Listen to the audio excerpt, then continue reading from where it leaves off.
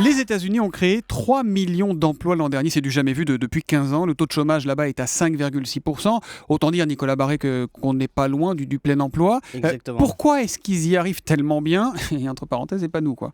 Je dirais, il y a presque une différence de philosophie. En fait, le contrat implicite de la société américaine, c'est tout faire pour faciliter la création d'emplois. Alors que le contrat implicite en Europe, c'est plutôt tout faire pour protéger ceux qui ont un emploi. Et cette différence de philosophie, il serait évidemment idiot de vouloir l'échanger. Mais il faut bien savoir ce que ça implique. C'est-à-dire, quand on dit tout faire pour faciliter la création d'emplois, ça veut dire des emplois peu protégés, qu'on peut perdre du jour au lendemain.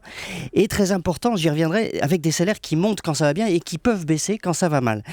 Au contraire, tout faire pour protéger ceux qui ont un emploi, ça veut dire freiner les licenciements en les rendant coûteux et garantir le pouvoir d'achat, même quand ça va mal. C'est ce qui se passe en Europe.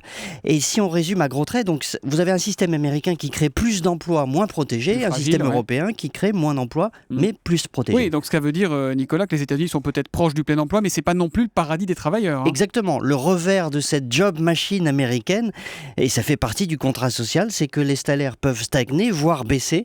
Et c'est très important. Depuis la crise de 2008, les salaires américains en moyenne ont baissé de 8%. Le pouvoir d'achat a baissé de 8%. Ce contrat implicite est passé avec la nation, on accepte ce système, mais enfin c'est extrêmement dur.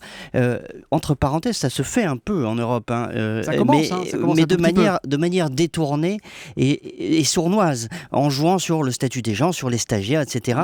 Et ce n'est évidemment pas assumé comme aux États-Unis. Et ça, vous dites que c'est un problème? Oui, parce que notre contrat social, qui consiste à protéger ceux qui ont un emploi au détriment des chômeurs, a deux conséquences très négatives.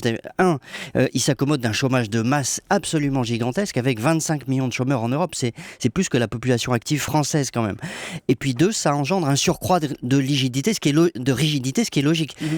Comme la promesse de protection de l'emploi ne peut plus être tenue, eh bien le réflexe normal des salariés défensifs, c'est de réclamer plus de protection.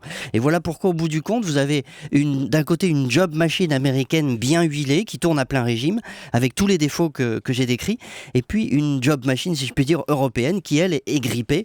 En fait, ce serait pas si mal si on mettait un peu d'huile dans nos rouages, ça réduirait cet océan qui nous sépare entre les deux continents pour le plus grand bien des chômeurs européens. L'édito éco de Nicolas Barré, directeur de la rédaction des Échos, c'est tous les matins à 8h10 sur Europe 1. À demain, Nicolas. À demain.